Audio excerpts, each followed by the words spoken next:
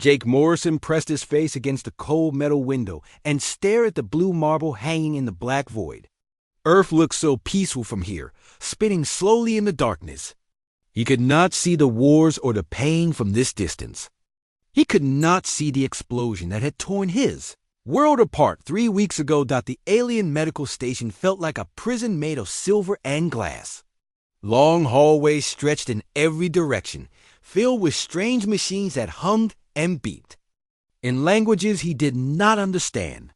The air tasted metallic and smelled like chemicals. Everything was too clean, too perfect, too cold. Jake pulled his suit jacket tighter around his shoulders. Even after 5 years of building his company from nothing, even after all the money and power he had gained, he felt small in this place. The aliens who ran this station were polite but distant. They spoke to him like he was a child who could not understand grown-up things. His shoes made soft clicking sounds on the smooth floor as he walked toward the medical wing. Other humans moved through the halls like ghosts. Most of them were family members like him, waiting and hoping for miracles that might never come. Their faces were empty and tired. Jake wondered if his face looked the same way. The elevator took him up 12 levels to the children's ward. The doors opened with a soft whisper, and Jake stepped into another world of white walls and blinking lights. Machines everywhere made quiet sounds that reminded him of sleeping animals breathing. Room 247 was at the end of the hall. Jake had walked this path so many times that his feet knew the way without thinking. Past a room where a little girl from Mars Colony had been sleeping for 6 months. Past a room where twin boys from the asteroid mines lay side by side, their parents taking turns holding their hands. Tommy Morrison was 12 years old and had been unconscious for 21 days. His small body looked even smaller in the large medical bed. Tubes and wires connected him to machines that kept his heart beating and his lungs working. His brown hair was messy against a white pillow. His face was peaceful, like he was having a good dream. Jake sat in the chair beside the bed and took his son's hand. It was warm and soft, just like when Tommy was little and would fall asleep holding his father's finger. But now there was no squeeze back, no sleepy smile, no whispered, "Love you, Dad," before drifting off to sleep. The neural damage is extensive, Dr. Kekstar had told him yesterday. The alien doctor was tall and thin with green-gray skin that looked like old leather. His eyes were large and black, and when he spoke, his voice sounded like wind through metal pipes. Our scans show significant trauma to the cerebral cortex. The probability of consciousness returning is less than 2%. Jake had built his company on worse odds than that. He had started Morrison Biotech in his garage after his wife died, working 8-hour days to create something that would help other families avoid the pain he had suffered. Now his company made medicines that saved lives all over the galaxy. But none of his success could help his own son. The accident had happened during a school trip to Luna Colony. Tommy's class was visiting the new research facility where scientists were testing brain-computer interfaces. A terrorist group had attacked the building with some kind of energy weapon. Most of the children had escaped, but Tommy and 3 others were caught in the blast. The other children had died instantly. Tommy had survived, but his brain had been damaged in ways the doctors were still trying to understand. Jake squeezed his son's hand and started talking, just like he did every day. He told Tommy about the weather on Earth, about the new projects at the company, about the messages from Tommy's friends at school. He talked about the baseball game they were supposed to watch together next weekend, about the camping trip they had planned for the summer. "I know you can hear me," Jake whispered. "I know you're in there somewhere, fighting to come back. You're the strongest kid I know, Tommy. Stronger than your old man, that's for sure." The machines around the bed continued their quiet beeping. The numbers on the screen stayed the same. Tommy's breathing was steady but mechanical, controlled by the life support system. His face showed no sign that he heard anything at all. Soft knock on the door made Jake look up. A young woman in a blue medical uniform stood in the doorway. She had light brown hair pulled back in a simple ponytail and kind eyes that reminded Jake of his late wife. Her name tag said Lisa Carter, registered nurse. "I'm sorry to bother you, Mr. Morrison," she said in a gentle voice. "I just wanted to check on Tommy's vitals and adjust his blanket." Jake nodded and moved his chair back a little. He had seen this nurse before, but had never really talked to her. Most of the medical staff here were aliens who did their jobs with cold efficiency. They were skilled and professional, but they treated the patients like broken machines that needed fixing. Lisa was different. She moved around Tommy's bed with careful, gentle motions.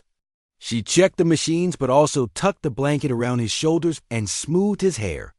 She spoke to him in a soft voice, telling him that his father was here and that it was a beautiful day. "You talked to him," Jake said, surprised by the observation. Lisa looked up from adjusting an IV line. "Of course. Why wouldn't I? The other doctors and nurses don't. They say he can't hear anything." "Maybe they're right," Lisa said, continuing her work. "But maybe they're wrong. My grandmother was in a coma for 2 weeks when I was little. She told us later that she heard everything we said to her. She said our voices were like lights in the darkness, helping her find her way back." Jake watched as she checked Tommy's pulse the old-fashioned way, with her fingers on his wrist, even though the machines were monitoring his heart rate constantly. There was something about her touch that seemed more human, more real than all the alien technology surrounding them. "How long have you been working here?" Jake asked. 6 months, Lisa replied. "I'm part of the Human Medical Exchange Program. We're supposed to learn from Zephyrian medicine and bring new techniques back to Earth. And what have you learned?" Lisa paused in her work and looked at Tommy's peaceful face. "I've learned that they're incredibly advanced. Their technology can do things that seem impossible. But sometimes I think they've forgotten something important." "What's that?" "That healing isn't just about fixing broken parts. Sometimes it's about giving people a reason to want to get better." 3 days passed before Jake saw Lisa again. He spent most of his time in Tommy's room, leaving only to eat quick meals in the station's cafeteria or to take short walks through the observation decks. Sleep came in small pieces, usually in the chair beside his son's bed. The alien doctors continued their tests and treatments. They ran new scans every morning, studying Tommy's brain with machines that created 3-dimensional pictures of every nerve and cell. Dr. Kekstar would arrive with his team of assistants, examine the results, and shake his elongated head in the same way each time. "The damage patterns are unlike anything in our medical records," the alien doctor explained to Jake on the 3rd day. "The energy weapon used in the attack created a type of neural disruption we have never encountered. We have tried 17 different treatment protocols, but none have shown measurable improvement." Jake listened to the technical explanations, but the words felt empty. 17 different treatments, and his son still lay motionless in the bed. The alien medicine was supposed to be the most advanced in the galaxy, but it was failing Tommy. Just like everything else had failed. That evening, Jake sat alone with his son as the station's artificial day cycle dimmed to simulate night. The corridors grew quieter, and fewer medical staff moved through the halls. Most of the alien doctors worked during the day shift, leaving the night hours to automated systems and a smaller crew of nurses. Jake was reading to Tommy from one of his favorite books when he heard soft footsteps in the hallway. Lisa appeared in the doorway, carrying a small device that looked like a tablet computer. She hesitated when she saw Jake, as if she was not sure whether to come in. "I don't want to interrupt," she said quietly. "I can come back later." "Please, come in," Jake said, closing the book. "I was just reading to him." His mother used to read this story when he was little. Lisa entered the room and began her usual routine of checking Tommy's condition. But tonight, she moved more slowly, and Jake noticed that she kept glancing at the device in her hands. Something was different about her manner. She seemed nervous, like she was carrying a secret that was too heavy to hold. "Is everything all right?"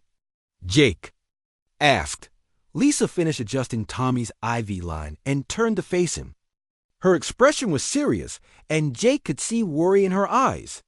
She looked toward the door, then back at Jake, as if she was making a difficult decision. "Mr. Morrison," she said in a voice barely above a whisper, "can I ask you something?" "Of course. Do you trust me?" The question surprised Jake. He studied Lisa's face, trying to understand what she was really asking. In the past 3 days, he had watched her care for his son with a gentleness that none of the other medical staff showed. She was the only person on the station who treated Tommy like a person instead of a medical case. "Yes," Jake said. "I trust you." Lisa took a deep breath and moved closer to Jake's chair. She spoke so quietly that he had to lean forward to hear. Her words clearly, "I can wake your son." Jake felt his heart skip a beat. He stared at Lisa, trying to process what she had just said. For a moment, the room seemed to spin around him. He had been hoping for these words for 3 weeks, but hearing them now felt impossible. "What did you say?" he whispered. "I said I can wake Tommy up," Lisa repeated, still speaking in that careful, quiet voice. "But I need you to listen to me very carefully before you say anything." Jake's hands began to tremble. He gripped the arms of his chair and forced himself to stay calm. "How?" Lisa glanced at the door again, then activated her tablet device. The screen showed brain scan images that looked similar to the ones Dr. Kekstar had been studying, but these were different somehow. The colors were brighter, and there were patterns Jake had not seen before. "I've been studying Tommy's neural activity for the past week," Lisa said. "Not just the medical scans that the Zephyrian doctors are looking at, but also the deeper patterns of brain activity that their equipment doesn't measure." She swiped to another image on the screen. This one showed wave patterns that looked like music made visible. The Zephyrians are incredibly advanced, but they think about consciousness differently than humans do. To them, the brain is like a computer that processes information. When it's damaged, they try to repair the broken circuits and restore normal function. Jake nodded, trying to follow her explanation. "That makes sense." "It does make sense for their species," Lisa continued. "But human consciousness doesn't work the same way. We're not just biological computers. Our minds are connected to our emotions, our memories, our relationships with other people. The Zephyrians see these things as irrelevant data that interferes with proper brain function." Lisa swiped to another screen that showed 2 different brain scans side by side. One was neat and organized with clear patterns of activity. The other was more chaotic, with swirling colors and irregular shapes. "This is a Zephyrian brain during normal activity," she said, pointing to the first image. "And this is a human brain. See how different they are. Human neural patterns are much more complex and unpredictable. That's because we're processing not just logical information, but also emotional and social connections." Jake was beginning to understand. "So when they try to fix Tommy's brain, they're trying to make it work like a Zephyrian brain," Lisa finished. "But that's not how Tommy's mind is supposed to function. They're fighting against his natural human neural patterns instead of working with them." Lisa showed him another image, this one displaying Tommy's current brain activity. To Jake, it looked like a city with most of the lights turned off. "Tommy's consciousness isn't gone," Lisa said. "It's just disconnected. The parts of his brain that handle logic and basic functions are damaged, but the parts that handle emotions and memories are still active. The Zephyrian treatments are trying to rebuild the logical pathways, but they're ignoring the emotional ones." "So how do we fix it?" Jake asked. Lisa looked directly into his eyes. "We don't fix it the way the aliens want to. We use what makes Tommy human. We use his emotional connections, his memories, his relationship with you. We wake him up by reminding his brain what it means to be human." Jake felt a surge of hope, but also fear. "Is it dangerous?" "Any medical procedure has risks," Lisa said honestly. "But Jake, the current treatments aren't working. Dr. Kekstar told you that Tommy has less than a 2% chance of waking up with their methods. I think we can do better than that. What do you need from me? Lisa glanced at the door one more time, then leaned even closer. I need you to trust me completely. What I'm proposing isn't approved by the medical board here. If we're caught, I could lose my job and be sent back to Earth. You could be banned from the station. Jake looked at his son's peaceful face. Tommy had been lying motionless for 3 weeks while the most advanced medical technology in the galaxy failed to help him. The thought of continuing to sit and watch while his son slowly faded away was unbearable. What do you need me to do? Jake asked. Lisa smiled for the first time since she had entered the room. I need you to remember everything you love about your son. The next evening, Lisa met Jake in a small storage room 3 levels below the medical wing. The room was filled with old equipment and supply boxes, and the air smelled like metal and dust. A single light panel in the ceiling cast strange shadows. On the walls, Lisa had asked Jake to meet her here after the day's shift ended. She said it was the only place on the station where they could talk without being monitored by the alien security systems. Jake had spent the entire day thinking about their conversation, wondering if he was making the right choice. I brought my brother, Lisa said as Jake entered the room. Jake Morrison, this is Ryan Carter. Ryan was younger than Lisa, maybe 24 years old, with messy brown hair and grease stains on his work uniform. He had the same kind eyes as his sister, but his hands were rough from working with machinery. He shook Jake's hand with a firm grip. Lisa told me about your son, Ryan said. I'm sorry about what happened to him. Ryan is an engineer, Lisa explained. He works in the station's technical maintenance department. He's been helping me with my research. Jake looked around the cramped storage room. What kind of research? Lisa pulled a large case from behind a stack of boxes. Inside were pieces of equipment that Jake did not recognize. Some parts looked human-made, while others had the smooth, curved design of alien technology.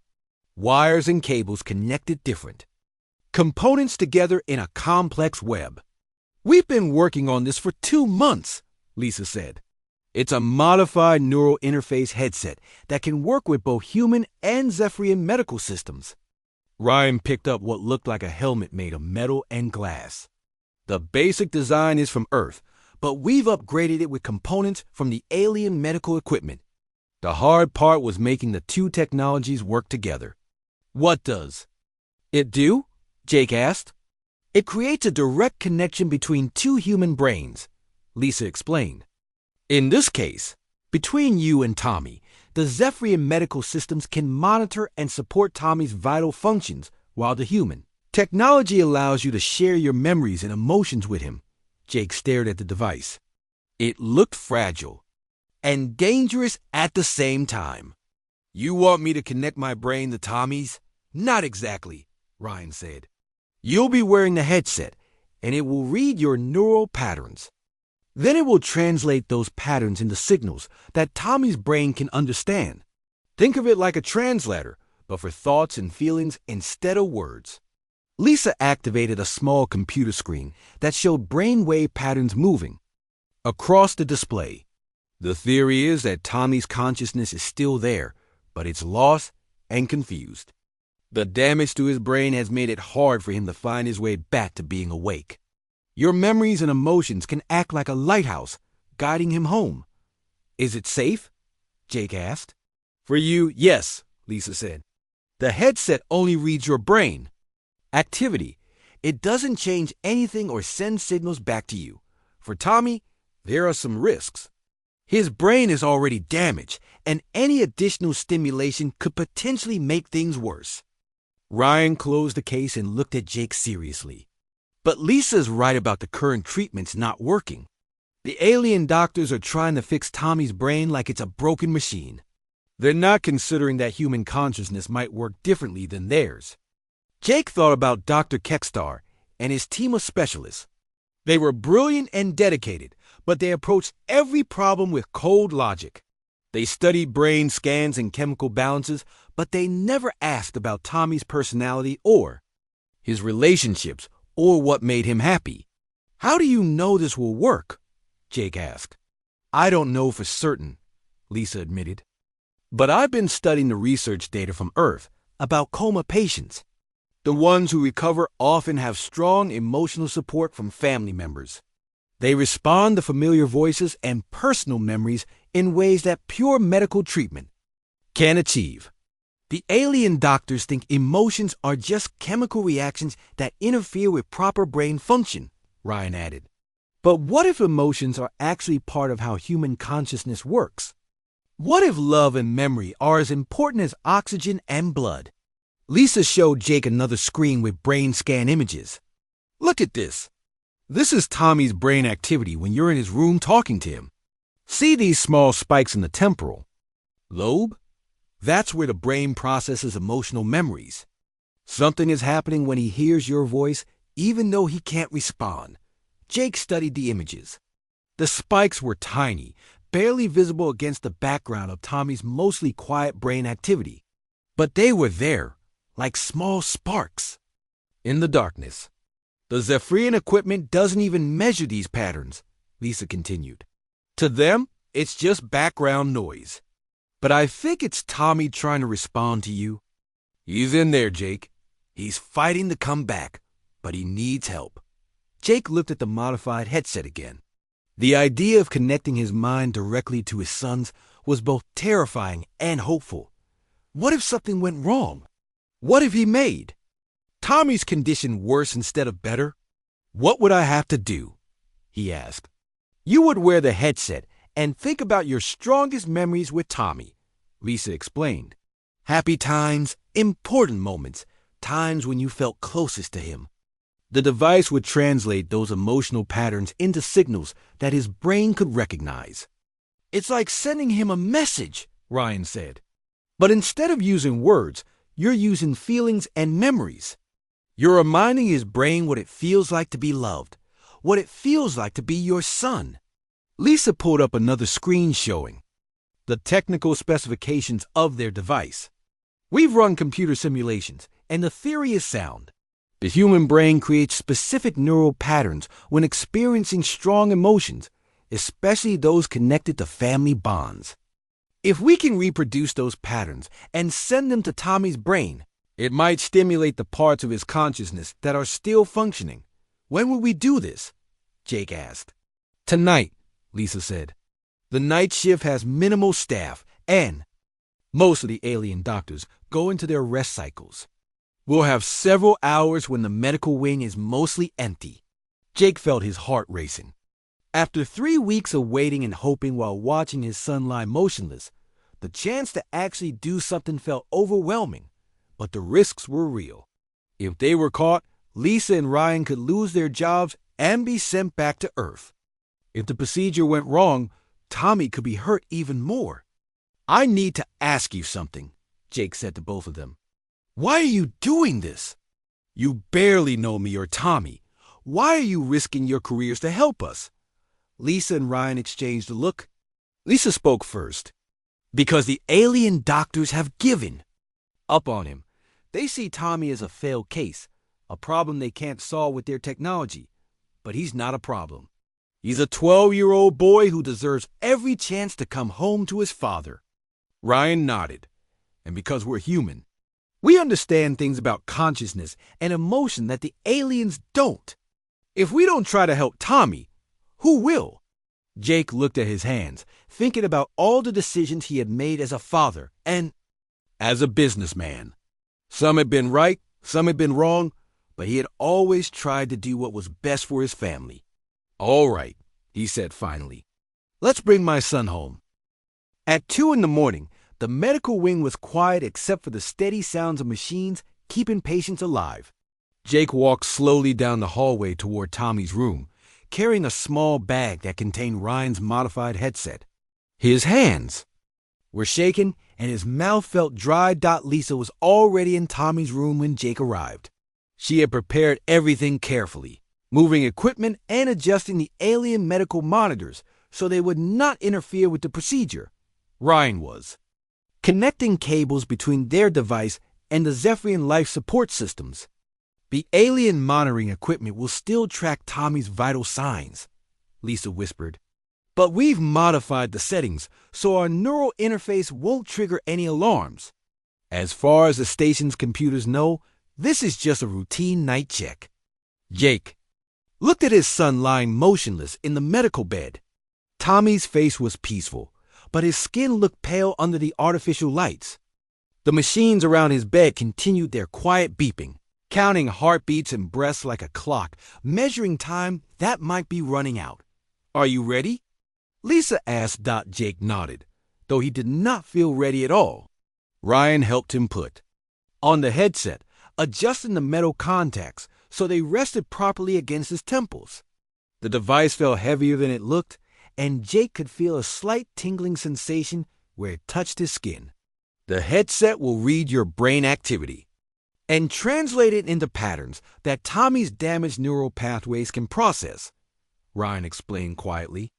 Just focus on your strongest memories with him. Think about times when you felt the most connected to him as his father. Lisa attached monitoring cables to both Jake and Tommy. On her computer screen, 2 sets of brainwave patterns appeared. Side by side, Jake's patterns were active and complex, full of the nervous energy he was feeling. Tommy's patterns were much quieter, showing only the basic activity needed to keep his body functioning. "I'm starting the connection now," Lisa said. "Jake, close your eyes and think about Tommy. Remember what it felt like to hold him when he was born." Jake closed his eyes and let his mind drift back 12 years. He remembered the hospital room, where Tommy had been born, the way the morning sunlight came through the windows, the sound of his wife's tired but happy laughter. He remembered the first time he held his son, how small and perfect Tommy had seemed, how his tiny fingers had wrapped around Jake's thumb with surprising strength. On Lisa's screen, Jake's brain patterns began to change. The nervous, scattered activity organized itself into deeper, more rhythmic waves. At the same time, Tommy's patterns showed small but noticeable changes. The quiet baseline activity gained tiny spikes of increased function. "It's working," Lisa whispered. "Tommy's brain is responding to the emotional patterns. Keep going, Jake. Think about teaching him to walk." Jake's mind moved forward in time. He remembered Tommy taking his first wobbly steps across their living room, arms stretched out for balance, face bright with determination and joy. He remembered catching Tommy when he fell, the sound of his son's giggles, the proud way Tommy had clapped his hands after walking from the couch to the coffee table. The patterns on Lisa's screen grew stronger. Tommy's brain activity increased in areas that had been quiet for 3 weeks. The changes were small, but they were definitely there. "His consciousness centers are activating," Ryan said, watching the data scroll across another monitor. "The emotional stimulation is reaching parts of his brain that the alien treatments couldn't access," Jake continued remembering. He thought about bedtime stories and Saturday morning cartoons. He remembered teaching Tommy to ride a bicycle, running alongside him in the park while Tommy pedaled frantically and shouted, "Don't let go, Dad." He remembered the day Tommy had finally ridden on his own, the look of pure triumph on his face. When he realized he was doing it alone, on the monitoring equipment, alarms suddenly began to sound. Not the harsh emergency signals that meant danger, but the softer tones that indicated unusual activity. Lisa quickly moved to silence them before they could alert the night staff. "What's happening?" Jake asked, his eyes still closed, but his voice filled with worry. "Tommy's brain activity is increasing rapidly," Lisa said, excitement creeping into her voice. "Areas that have been dormant since the accident are starting to function again. The emotional memories are creating new neural pathways around the damaged areas." Jake thought about Tommy's mother and how much his son had missed her after she died. He remembered the nights when Tommy had crawled into bed with him after bad dreams, the way they had comforted each other through their grief. He remembered Tommy's first day of school, his excitement about learning new things, his pride when he brought home good grades. The alien medical equipment began displaying readings that it had never recorded before Dr. Kekstar's sophisticated monitors showed brain activity patterns that were not in any Zephyrian medical database. The machines continued their measurements, but they could not understand what they were seeing. The neural pathways are reconnecting, Ryan said, his voice filled with amazement. Look at this. The damage is still there, but Tommy's brain is finding ways to work around it. The emotional stimulation is creating alternative connections. Jake remembered Tommy's laugh, the way it sounded like music when something really amused him. He remembered camping trips where they had stayed up late looking at stars, Tommy asking endless questions about space and planets, and whether there were other kids like him on distant worlds. He remembered Tommy's hugs, fierce and warm and trusting. Lisa noticed something changing on her monitors. Jake, Tommy's muscle responses are increasing. His brain is sending signals to his body again. Jake opened his eyes and looked at his son. Tommy's face was no longer completely peaceful. There were small movements, tiny changes in expression. That suggested something was happening beneath the surface. His fingers seemed to twitch slightly, and his breathing pattern had changed from the mechanical rhythm controlled by the machines. Is he waking up? Jake whispered. I think so, Lisa said. But slowly. His brain is rebuilding connections that were lost in the accident. It's like he's learning how to be conscious again. Jake thought about the day Tommy had asked him about death, about whether people who died could still love their families. He remembered telling his son that love was stronger than anything, that it could cross any distance and overcome any obstacle. He had not known if that was true when he said it, but now he felt it with absolute certainty. On the monitoring screen, Tommy's brain patterns continued to grow stronger and more complex. The quiet, damaged neural activity was transforming into something that looked more like a normal human mind. Not completely normal, because the damage was still there, but functioning in new ways that the alien doctors had never imagined possible. His consciousness is integrating, Lisa said softly. The emotional memories are acting like bridges, connecting the undamaged parts of his brain with each other. He's finding his way back to being awake. Jake squeezed Tommy's hand, the same way he had done every day for 3 weeks. But this time, for the first time since the accident, he felt a small but unmistakable squeeze in return. Tommy? Jake whispered.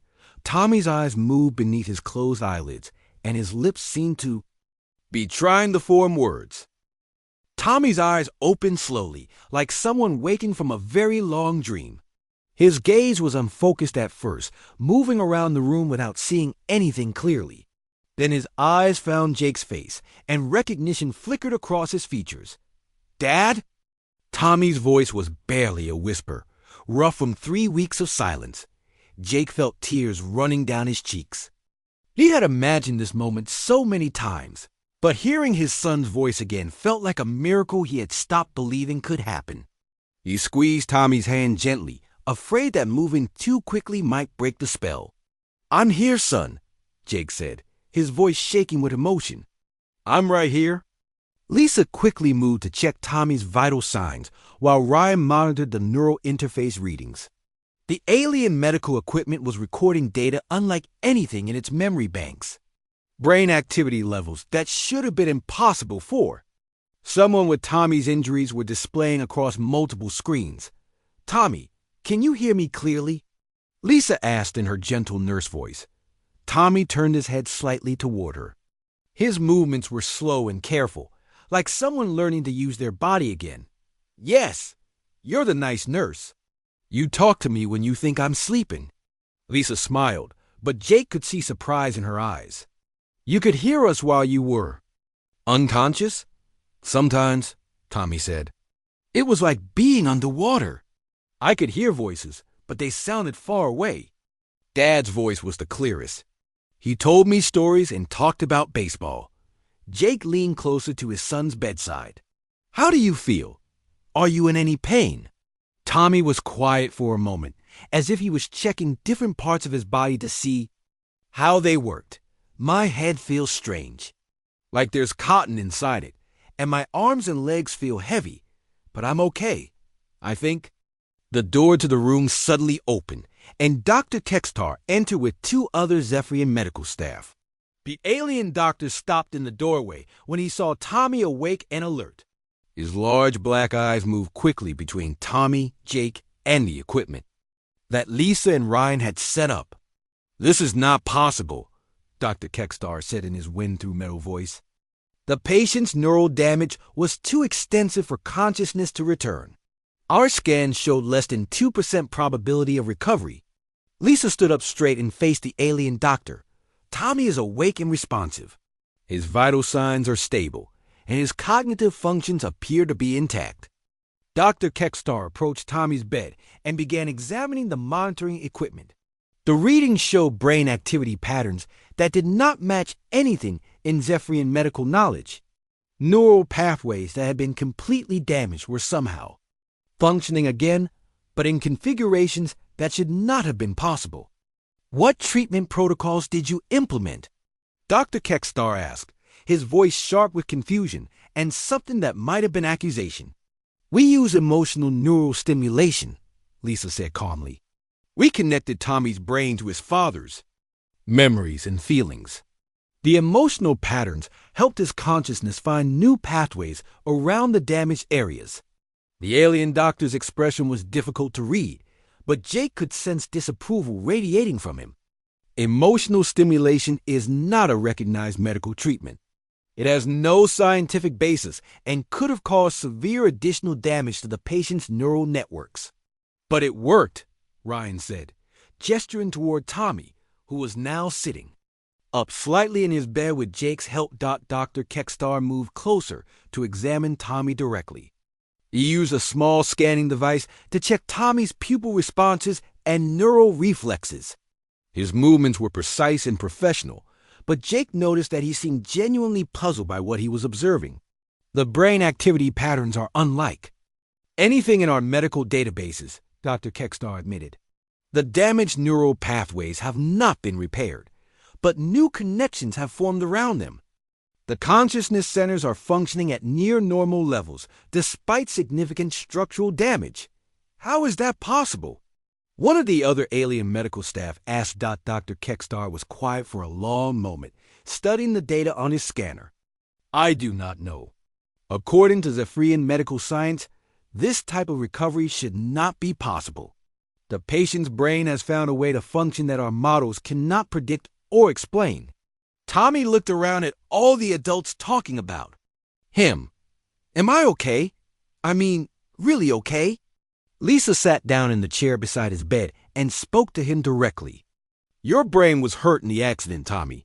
Parts of it are still damaged, and you might have some difficulties for a while. But the most important parts, the parts that make you who you are, those are working again. Will I be able to go home?" Tommy asked, looking at his father. "We'll need to run more tests," Dr. Kekstar said before Jake could answer. "The patient's recovery is unprecedented, but we must ensure that his neural functions remain stable." Jake felt a flash of anger. After 3 weeks of being told that Tommy would never wake up, the alien doctors now wanted to run more tests instead of celebrating his son's return to consciousness. "He's awake and talking. Isn't that enough proof that he's getting better?" "Mr. Morrison," Dr. Kekstar said, "we must understand how this recovery occurred. If human neural patterns can reorganize in ways we have not observed before, it could change our approach to treating brain injuries in all human patients." Lisa exchanged a look with Ryan. "Dr. Kekstar, what we did tonight proves that human consciousness works differently than Zephyrian consciousness. You can't treat human patients the same way you treat your own species." "Explain," Dr. Kekstar said. "Zephyrian minds are logical and organized," Lisa said. "When your brains are damaged, they need precise repairs to function properly again. But human minds are built around emotions and relationships. Our consciousness isn't just about processing information. It's about feeling connected to other people." Ryan pulled up the neural interface data on his computer. "Look at these patterns. When Jake shared his memories and emotions with Tommy, it didn't repair the damaged brain tissue. Instead, it reminded Tommy's mind what it felt like to be loved, to be someone's son. That emotional connection gave his consciousness the strength to find new ways to function." Dr. Kekstar studied the data, his large eyes moving back and forth across the screen. You are suggesting that emotional bonds have measurable effects on neural recovery? More than that, Lisa said. We're saying that for humans, emotional connections are part of how consciousness works. Love, memory, family relationships. These aren't just feelings. They're part of the structure of human minds. Tommy had been listening to this conversation with growing understanding. You mean Dad's love helped wake me up? Jake squeezed his son's hand. I think it means we help wake each other up. Dr. Kekstar looked from Jake to Tommy, then back at the medical data. This will require extensive study. The implications for human medical treatment could be significant. What it means, Lisa said, is that sometimes the best medicine isn't just fixing what's broken. Sometimes it's reminding people what they're healing for. Tommy smiled for the first time since waking up. It was a weak smile, but it was real and bright and full of the same joy Jake remembered from before the accident. Can we go home soon, Dad?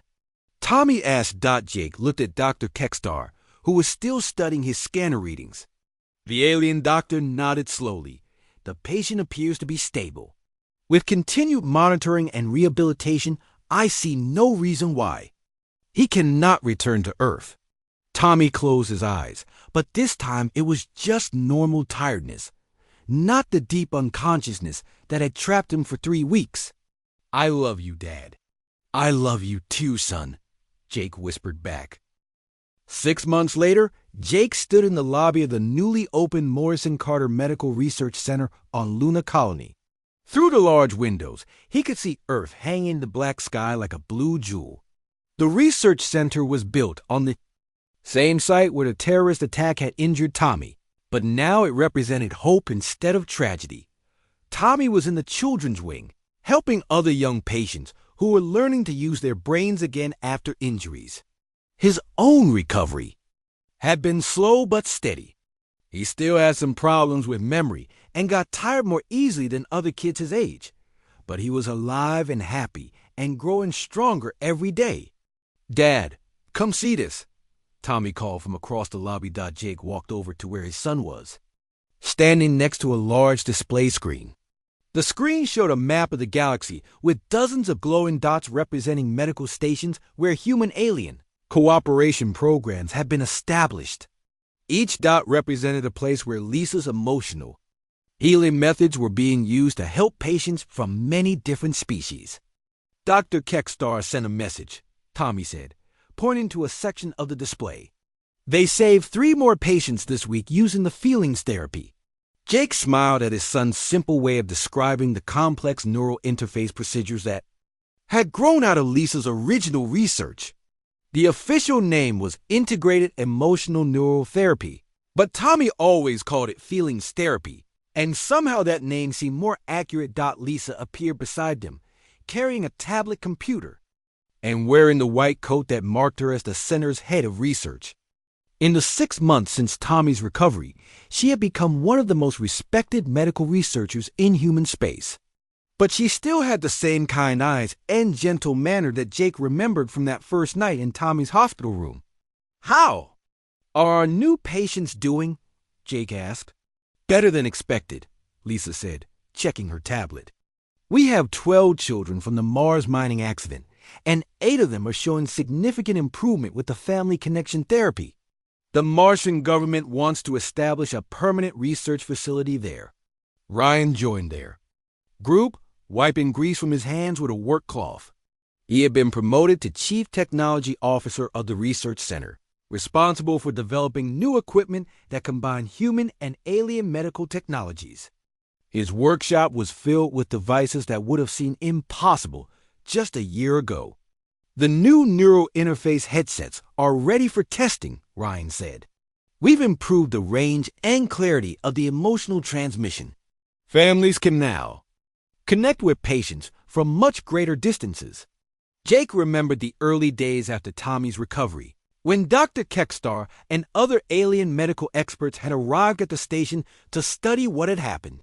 They had been skeptical at first, unable to understand how emotional connections could have measurable effects on brain function. But as more human patients were treated with similar methods, the results became impossible to ignore. Dr. Kekstar wants to schedule another research conference, Lisa said. The Zephyrian Medical Council is officially adopting emotional therapy protocols for all human patients. They're also starting to study whether similar approaches might work for other species. Tommy looked up at his father. Are we famous now? Jake laughed and ruffled his son's hair. I think Lisa and Ryan are the famous ones. We just proved that love is real. Love is more than real, Lisa said. It's medicine. It's technology. It's a force that can rebuild broken minds and bring people back from places where no machine can reach them. A soft chime from the building's communication system interrupted their conversation.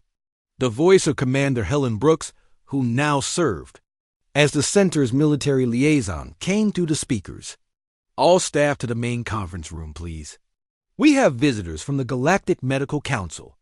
Jake, Lisa, Ryan, and Tommy made their way to the conference room, where a group of alien dignitaries waited. Dr. Kekstar was there, along with representatives from several other species that Jake had never seen before. Some looked like tall insects with multiple arms, others resembled walking plants with flowers for heads, and one appeared to be made entirely of crystals that glowed with soft blue light. Dr. Kekstar approached them with something that might have been a smile on his reptilian features. Mr. Morrison, Miss Carter, Mr. Carter, and young Tommy, thank you for joining us. What's this about? Lisa asked. The Galactic Medical Council has been studying your research data for the past 6 months, Dr. Kekstar said. Your methods have been tested on over 300 patients from 17 different species. The results have exceeded all expectations. One of the insect-like aliens stepped forward and spoke in a voice that sounded like wind chimes. My species, the Klaxons, have always believed that consciousness was purely a biological function. Your work has shown us that awareness is connected to something deeper, something we had dismissed as irrelevant. The crystal being pulsed with brighter light as it communicated. The Harmony wishes to learn human emotional healing methods. Our young ones who suffer crystal fractures may benefit from family bond therapy. Dr. Kekstar looked directly at Jake and Lisa. The council has voted unanimously to establish the Morrison-Carter method as a standard treatment protocol for all member species. Medical facilities throughout the galaxy will be required to include emotional healing specialists on their staffs. Tommy tugged on his father's sleeve. Dad, what does that mean? Jake knelt down beside his son. It means that what happened to you is going to help sick kids all over the galaxy. The things that make humans special, love, family, emotions, are going to be used to heal people everywhere. Lisa looked around at the assembled alien representatives. You're saying that human emotional healing is being adopted galaxy-wide? More than adopted, Dr. Kekstar said. It is being recognized as essential. For too long, we have treated consciousness as a mechanical process. Humans have shown us that awareness, memory, and identity are built on connections between individuals. These connections can be damaged, but they can also be healed and strengthened. The plant-like alien rustled its flower petals as it spoke. The Verdani have always known that our young ones grow stronger when tended by their parent trees. Now we understand that this is not merely biological nurturing, but a form of consciousness therapy. Ryan shook his head in amazement. So we're not just treating human patients anymore. Human methods are being adapted for dozens of species, Dr. Kekstar confirmed. Each species forms emotional bonds differently, but the principle remains the same. Consciousness is strengthened by connection, and healing happens not just through repairing damage, but through reminding patients what they are healing for. Jake stood up and looked around the room at the alien representatives. 6 months ago, these beings have been strangers from distant worlds, treating his son with advanced technology, but no understanding of human nature. Now they were partners in discovery, learning that the things humans valued most, love, family, hope, were not weaknesses, but sources of incredible strength. There is one more thing, Dr. Kekstar said. The Council wishes to establish a permanent research exchange program. Human medical specialists will work at facilities throughout the galaxy, while alien experts will study human emotional healing. Methods. This center will serve as the primary training location. Lisa smiled. So we're going to teach the galaxy how to heal with love? You already have, Dr. Kextar replied. Tommy's recovery was the first proof that consciousness is more than biology. Now that knowledge will spread to every corner of known space. Tommy looked up at his father with bright, happy eyes. Dad, we helped everyone, didn't we? Jake hugged his son close. Yes, Tommy, we showed the galaxy that being human means never giving up on the people we love. Outside the windows, ships from dozens of worlds approached the research station, carrying patients and families who had heard about the place where love could wake the sleeping and heal the broken. The Morrison Carter Medical Research Center had become a beacon of hope, proving that humanity's greatest export to the stars was not technology or weapons, but the simple, powerful truth that love conquers all.